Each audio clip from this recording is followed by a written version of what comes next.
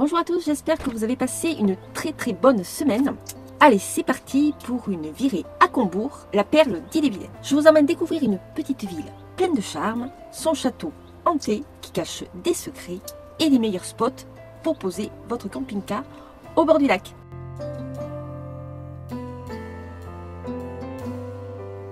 Combourg est une petite cité de caractère en Ille-et-Vilaine et nichée en Haute-Bretagne, à mi-chemin entre Rennes et Saint-Malo.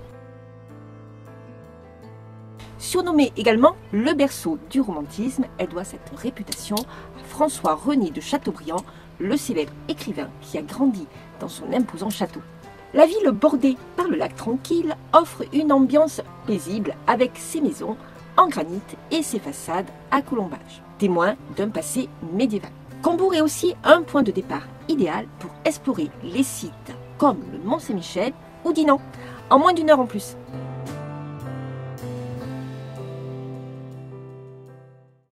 On dit que Combourg est le berceau du romantisme, mais certains soirs, quand la brume enveloppe les pierres, ce sont d'autres histoires qu'on raconte ici.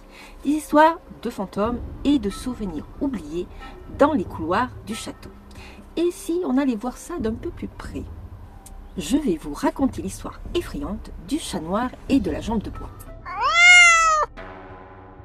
On parle d'un comte de Combourg qui a perdu sa jambe lors d'une bataille en 1709 et qui a été remplacée par une jambe en bois. Le comte meurt au château et depuis, il paraît que sa jambe claque dans l'escalier et pas toute seule, un chat noir l'accompagne. D'où ça sort cette histoire? Eh bien, au Moyen-Âge, ils avaient une drôle de manie pour chasser les mauvais esprits. Ils emmuraient donc les chats noirs dans les murs des bâtiments. Et figurez-vous qu'à Combourg, ils ont retrouvé un de ces chats dans un escalier secret de la tour du chat pendant les derniers travaux. Le pauvre, momifié depuis le XIVe siècle, est maintenant exposé sous une vitrine dans la chambre où dormait le jeune Chateaubriand. Et oui, le grand écrivain romantique, il a passé une partie de son enfance ici et franchement, c'était pas vraiment la joie pour lui. Il n'en garde pas un très bon souvenir. Son père, qui décrivait comme un homme froid et sévère, l'obligeait à rester enfermé dans le château pendant des heures. Il racontait qu'il entendait des bruits bizarres la nuit, des pas, des craquements.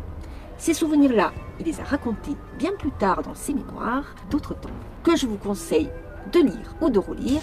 C'est un pur chef-d'œuvre de la littérature de l'époque. Et c'est comme ça que le château a hérité de cette réputation un peu mystérieuse et hantée.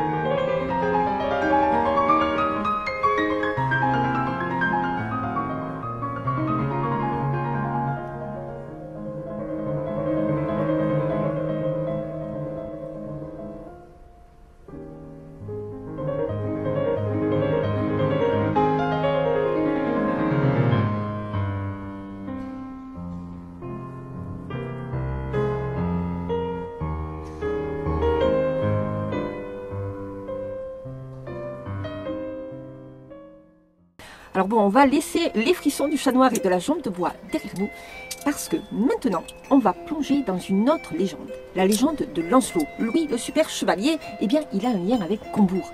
Dans le grand salon du château, vous pouvez voir ses armoiries, ou plutôt celles des Couetken, les propriétaires de l'époque. C'est un écu avec 3 bandes rouges. Dans les légendes, il donne à Lancelot la force de 3 guerriers d'un coup. Voilà pour la petite histoire. Allez, on range à présent l'épée de Lancelot et on repart dans les histoires qui donnent des frissons. Mais cette fois, ça se passe au bord de l'eau, juste sous les murs du château. Alors, prêt à plonger dans une légende bien bretonne avec un lac, un nain, une malédiction. Allez, c'est parti.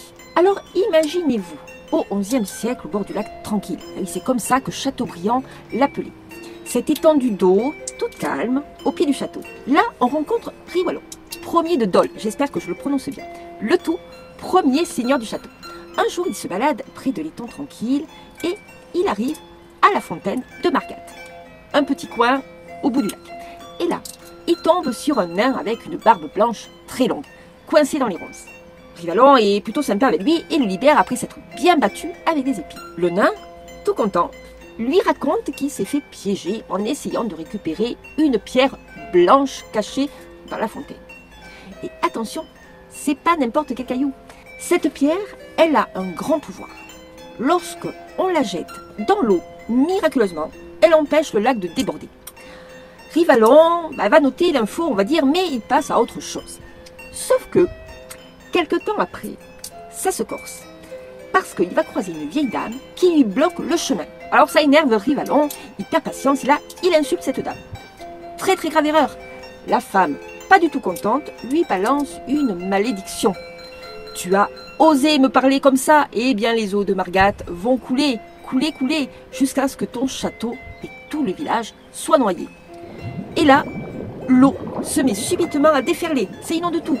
Rivallon panique, mais il se souvient du nain et de sa pierre magique. Il court à la fontaine, prend la pierre blanche, la balance dans l'eau et boum, l'inondation s'arrête net comme par miracle. Tout est sauvé. Alors, vraie histoire ou conte bretonne? En tout cas, quand vous verrez le lac tranquille, vous repenserez peut-être à Rivallon et sa pierre blanche.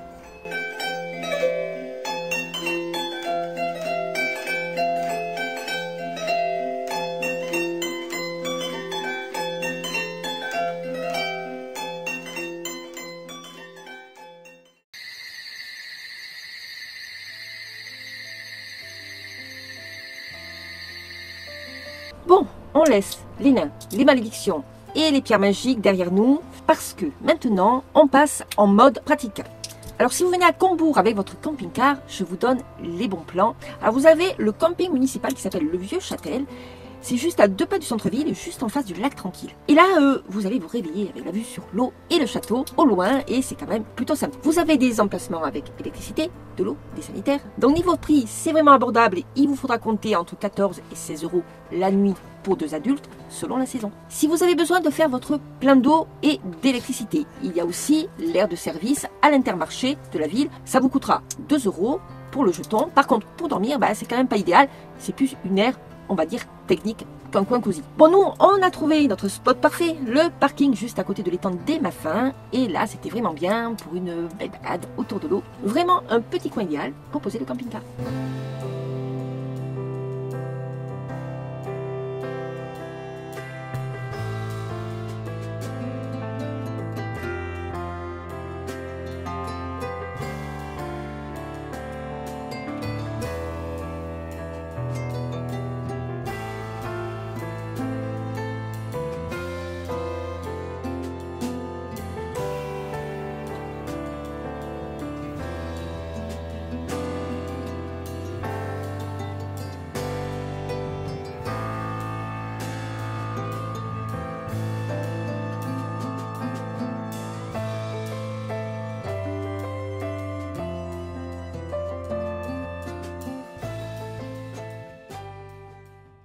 Allez, dernière info avant de se quitter, si vous voulez visiter le château de Combourg, comptez 13,70 € par personne pour la visite guidée. Sinon, vous pouvez juste profiter du parc pour 4,70 € et c'est gratuit pour les enfants de moins de 12 ans. Ben voilà les amis, c'est tout pour cette petite escapade à Combourg. Alors entre le charme de la ville, les mystères du château et mes bons plans pour dormir tranquille en camping-car, j'espère que ça vous a plu. Si c'est le cas, pensez à liker la vidéo, à vous abonner si ce n'est pas déjà fait, n'hésitez pas, c'est gratuit, et à activer la petite cloche pour ne rien louper des prochaines aventures. Et surtout, dites-moi en commentaire si vous êtes déjà passé par ici ou si vous oseriez passer une nuit dans ce château plein de mystères. Allez, je vous dis à très vite pour une nouvelle destination, mais toujours en Bretagne. Prenez soin de vous, gros bisous, ciao ciao ciao.